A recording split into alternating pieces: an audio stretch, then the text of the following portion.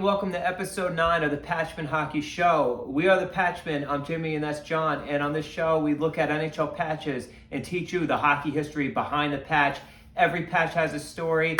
And this week, it's episode 9 for number 99, the great one. See what you did there. See what I did there? Wayne Gretzky, his number 99 is retired by the Los Angeles Kings on October 9th, 2002. Yeah, and as you can see right here, what a patch. It's a pretty big patch. You got the 99 in black with the silver trim with the white background. As you can see, the players wore it right there on the chest. And the thing is, with this patch, it's in the actual Kings colors of when Gretzky played. At this point in time, and you might be able to see right here if you're watching on YouTube, the logo in the center of the arena, their Kings were using the purple and silver scheme at this point. Yeah, it's the crown logo that the Kings started wearing. They also had that shield logo. Do you remember the late 90s, the shield logo? Yeah. Which I think you had that jersey. The purple one, right? I think I did, yeah. I don't know what happened to it. Yeah, so like Los Angeles on the bottom? So Los Angeles on the bottom. It was really cool. I think you returned it, actually. Oh, maybe I traded in for something. Yeah. Remember? Something like, in brick, right? Yeah, Ocean Ice Palace. Yeah. Where we used to get our jerseys. Yeah, they were a lot cheaper. But anyway, so they brought back the original home white jerseys that were worn during Gretzky's tenure as a King. Cool thing about this patch is the visiting team actually wore the same patch. Yep. As well. So you have the Phoenix Coyotes here. We have Teppo Newman in here, and he's wearing that patch. So that was pretty cool. And so, what's the history with the Coyotes and Wayne Gretzky? Well, Gretzky at the time was a managing partner for the Phoenix Coyotes. Yeah. A lot of people didn't know that. No, and Phoenix was going through ownership issues at the time. And something happened with the funding, or they took like 3 rounds of funding or so for Gretzky to get on board, or there was a sale of the team, or something along those lines. But Gretzky 3 years later would become the head coach of the Phoenix Coyotes. So he's always had an interest in that team. So yeah, number 99 up in the rafters. There's the banner. And again, like we said with the previous episode with Teemu Selanne and number 8 getting retired, number 99 is getting retired in the colors, and the colors on the banner are the Kings colors from when he played. Yes. Compared to Selanne, where he was retired with the darker, the black and the gold. Yeah. So I wonder if it's a thing where it's like they chose to do that because he never played with the purple, or they wanted to do that. I wonder what the thought was going behind that. So.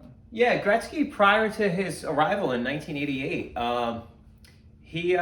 the Los Angeles Kings, I should say, were wearing a purple and gold color scheme. I think they actually call it Forum Blue or something like that, but I don't know, it seems purple to me. But sure. So they had new colors, and then Gretzky came, and that was the black and silver era of the LA Kings, which I think is a very sharp look. Oh yeah, it's very. When I see these colors anywhere, I just think of number 99, Gretzky, on the back of like a black jersey, LA Kings jersey. It's so fresh. It really is. Think of Kelly Rudy. And his silver mask, helmet. Cage, right? Yeah. Yeah. I love the logo, the LA Kings logo of the late 80s and early 90s. So here, when they wore their jerseys for warm-ups, a little bit different because the jerseys they wore during the game were actually the old throwback Kings jerseys. Yes. So I know we had a little gripe about that in previous episodes, but here they're doing it the way that we think that it should be done. Also, another cool thing about the warm-up jerseys, they're signed in the back under the numbers. Yeah. Yeah. So that's a really cool souvenir. How cool would it be to have you play in wing on up. There we go. That was weird. Perfect. Okay. There you go. Cool. Yeah, so you play on Wayne Gretzky's retirement night, or the banner raising night. The banner raising night. And then your jersey, you have a jersey from warm-up signed by Wayne Gretzky. Like, how memorable must that be? So cool, just so cool. So the number 99 was actually retired 2 years earlier at the 2000 All-Star Game in Toronto. So it was retired league-wide, so nobody else can wear the number 99, and rightfully so. You're talking about the great one. You're talking about the greatest player in hockey history. So I wonder why the Kings waited 3 years since from the point that Gretzky called it a career to then to retire his number, but they did. And so Gary Bettman was also there on hand, and he said there will never be another Wayne Gretzky, and it's so true. I mean, is he as dynamic as Alexander Ovechkin? Close, but I think Ovechkin's more animated. Gretzky, he had his office behind the net. He's as good of his goal scorer he was a tremendous passer. Yeah. So many assists. For the time, I would say he's game changing. Oh yeah, but absolutely. Like at the time, like he was the guy. Yeah, totally the guy. I wish, we were older. I do remember watching Gretzky play as a New York Ranger. We were young and he was on the Rangers. I don't remember him as an LA King because I wasn't watching hockey then. Actually, fun fact, I saw Gretzky in person. I went to the Garden. Oh. I think it was 94. The Kings came to the Garden and we saw a Rangers game against the Kings. Oh, no way. Yeah. Oh, that's cool. Yep. And I still have the Cosby store. Yeah. Where they used Yeah. the jerseys. Yeah. I have I bought my dad bought me a Rangers jersey that night, so I always remember that. That's really cool. Even though I don't really I was a little kid, 94. I was 6 years old, 7 years old. It is cool that I can say that I got to see Gretzky play. That is cool, man. That I never saw him live. I just saw him as a Ranger, and then you go back on YouTube and you just see so many highlights of Gretzky. It's unbelievable. The Kings would win this game 4-1. Eric Bellinger, Ziggy Palffy. You remember Ziggy Palffy? Ziggy Palffy. I remember him on the Lightning. I remember him as an Islander. Yeah.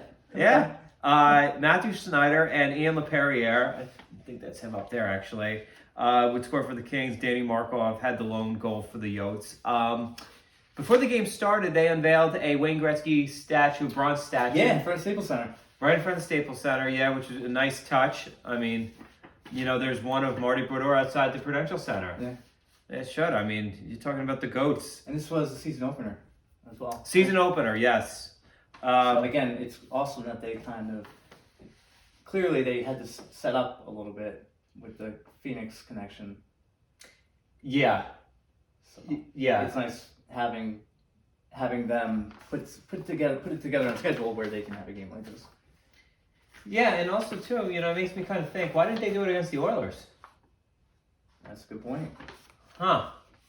I mean, I guess it makes sense because Gretzky, he's involved with the Coyotes organization at the time, so I guess that's a prominent reason why. But I mean, full circle would be the Oilers.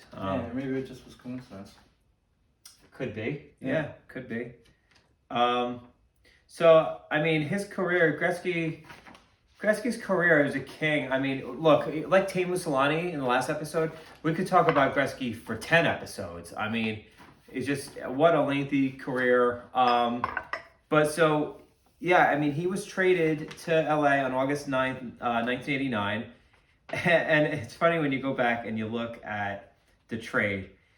The trade was Gretzky, Marty McSorley, Mike Krzyzewski for Jimmy Carson, Martin Jelena, the Kings' first-round draft picks in 1989, 91, and 93, along with $15 million in cash. You don't see a lot of cash being traded. No. Now they trade salaries. They trade, you'll retain like 50% of so-and-so's salary. That's a good point. I think actually the Devils recently traded Kyle Palmieri and Travis Zajac to the Islanders, and part of the deal is the Devils have to retain the salary. So instead of cash, they're just retaining salary. But yeah, that's always a good one with cash. and I used to always get a kick out of future considerations. We really don't want this player. We'll get back to you. We haven't thought about what we want in return. We'll let you know. Future considerations. Did you see with the Islanders trade? Lou didn't want the beard, so Yeah. they got Palmieri, but Devils got to keep the beard. I saw a really funny post. Someone was like, Lou made him lose the beard, but he couldn't make him lose the eyebrows. He is so hairy, Kyle Palmieri. But speaking of Kyle Palmieri, I will say this as a Devils fan, I'm gonna miss him on the Devils. I just think he was the heart and soul of the Devils for the last 5 years. Just a grinder. He could score goals. Really reminds me of Randy McKay. And I'm not just saying that because they both wore number 21, but just guys that were tough guys who had scoring prowess, and they can get you on the score sheet and they can drop the gloves too if need be. And it's a shame that the Devils wasted his prime years, and honestly, he should have been the next captain of the Devils, but I guess he wanted to go to a cup contender, which I get it. Yeah, it's still no captain for the Devils. No, Nico Hischier is the captain. Oh, yeah. But he's out. He's been injured, so it's feels like there isn't a captain. But anyway, back to Gretzky. So on October 15th, 1989, Gretzky beat Gordie Howe's points record, 1,850 in the final period of the game against the Oilers. Full circle there, right? Gretzky's record-setting goal tied the game, and in overtime he scored another, and the Kings won 5-4. Gretzky had entered the game with 1,849 points, breaking Howe's point records in '89. That's crazy. Unbelievable. And then he's gonna beat Gordie Howe again on March 23rd, 1994. And this is another iconic moment of the game as well. As much as Solani shooting his glove in the air, Gretzky, when he scored against the Canucks to surpass Gordie Howe's goal-scoring record, goal number 802 against the Canucks. You just see he scores it right in the slot, and then he's just dancing on his skates to the boards. Such an iconic moment. And they would also, the Kings did have some success early on, but the best year was the 92-93 season. Got to the finals that year, right? They got to the finals that year. The first round of the playoffs, they faced Calgary. Second round, they beat the Canucks in 6 games. And then they had that epic Western Conference final with the Toronto Maple Leafs. And Gretzky scored 3 goals and added an assist to lead the Kings 5-4 over the Leafs in Toronto. And there's a story behind that too, where I don't know if it was someone in the media that said Wayne Gretzky just doesn't have it anymore. But somebody said something, and Gretzky played one of his best games ever. Just pretty much put the Kings on his back, and they went to the Stanley Cup Finals. And they lost in 6 games. How about the Leafs being in the Western Conference?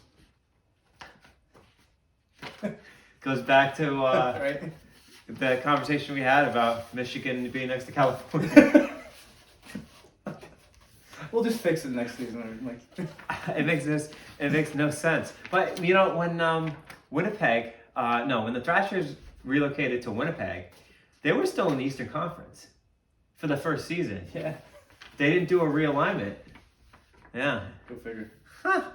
It's funny. It's really funny. But yeah, Patrick Waugh was unreal in the 93 Canadiens Cup run.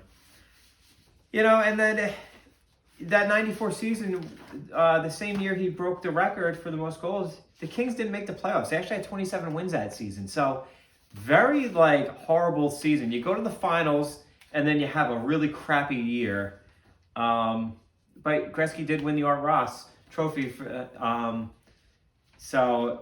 And he also won the Lady Byng trophy. So he's still breaking records, still doing his thing. And then, his career would just kind of fizzle out in LA, and the team just really didn't have that much success. the 94-95 lockout season, he had 48 points in 48 games, but LA missed the playoffs again. So not good. And then the final season, he got traded, or he had 81 points in 62 games, so he's still on fire. But, I mean, the Kings just aren't going anywhere. I think they actually had ownership issues. The owner, I think, got arrested at some point for not, I don't know if some type of fraud, I think. But then he got traded to the St. Louis Blues. So, but I mean, you go back and you look at the points that Gretzky had in all these seasons. It's just unreal. He's an absolutely amazing hockey player. It's just the best. The best. It's just 168 points in the 88-89 season. And he finished second in the league. I mean, I don't know who had more points. It might have been Mario Lemieux who had the number one spot that season. But yeah, pretty crazy. Yeah, and like surrounded him in LA. Who grew up with him? Like Dave Taylor, like, yeah, a lot of. He had some talent, but Bernie Nichols. I remember Bernie Nichols from playing NHL '94. Yeah. Yeah, Dave Taylor, another LA Kings legend. So he had guys to play with. Barry Melrose was his coach in 92, 93. But I mean, we have notes because there's so many stats and numbers to remember. It's crazy. But yeah, so with Gretzky, the most important thing that happened with Gretzky, if Gretzky never got traded to the Kings, I don't think we'd be seeing these Southern teams. I don't think we'd be seeing hockey in Southern California like we do now. Yeah, it worked. He went to LA. Ticket sales went through the roof. Oh yeah. Oh my God. Everyone wanted to see them play, and he made that franchise, I would say. Yeah, I mean there's so many hockey franchises. I mean the Ducks, the Florida Panthers, Tampa Bay Lightning, even Dallas. Dallas wasn't a hockey market. I don't know if Dallas would even be a hockey market if it wasn't for Gretzky being the marquee name, bringing the game south. And then, Anaheim would get a team. Anaheim would get a team. San Jose would get a team. Yeah. And, the other thing is, and we're going to touch upon this very soon, but they already tried to have a second team in California, and it didn't work with the California Golden Seals. So, and they were based in the Bay Area, so a precursor of the San Jose Sharks. Yeah. But if Gretzky didn't go to LA, I think you'd still have the Kings. Yeah, unless some other thing happened where they brought a team out there and it worked. But... Right. Yeah. So, I mean, all these, even Atlanta again, having another team. So the impact that he had on the game is just can't be talked about anymore. It's unbelievable. And he got to play with the Rangers, and he was played with the Blues, where I just think it's funny that Gomez went to the Blues, Marty went to the Blues. Yeah. Gretzky went to the Blues. Gretzky went to the Blues, and I think he had a 3-year, $15 million contract on the table that the Blues offered him that summer. And because Mike Keenan publicly criticized him and treated him like a real asshole, Gretzky was like, F this, I'm out of here. And he signed with his pal Messier in New York. What kind of coach is going to criticize Gretzky? At that point in 95, 96, he's the greatest goal scorer of all time. He could have been the player coach. Seriously. What are you're going to coach Gretzky? Really? No, Gretzky's going to coach you on how to coach. I'm the coach now.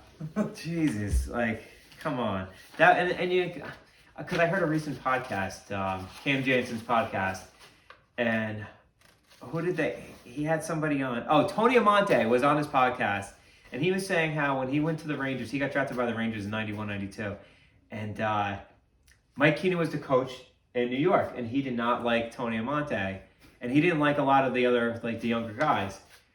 So it was Messier who, ran the team. So, Keenan would just belittle everybody, and then Messier would just be like, all right, he's gone. Like, no, we're doing this. Don't listen to him.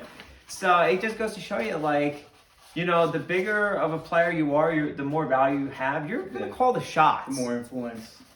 Yeah, and the more influence, the years that you put in, like, I mean, seriously, think about it. When Mario Lemieux came back, he was an owner of the Penguins. So are you gonna tell him what to do as a coach? No. That's funny.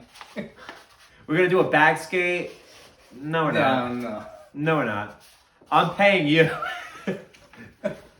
I can't wait to talk about Mario Lemieux. When he comes up, another one of my favorite players. But yeah, so you know that's number 99, Wayne Gretzky, and we're gonna talk about him some more. I mean, yeah, he's definitely gonna be popping up in future episodes. It's gonna be, yeah, absolutely. I'm trying to think if we're missing anything here. I love those jerseys. Kachina. Oh yeah. With the Yotes. Really classy of the visiting team to wear the patch too. You don't see that very often. No.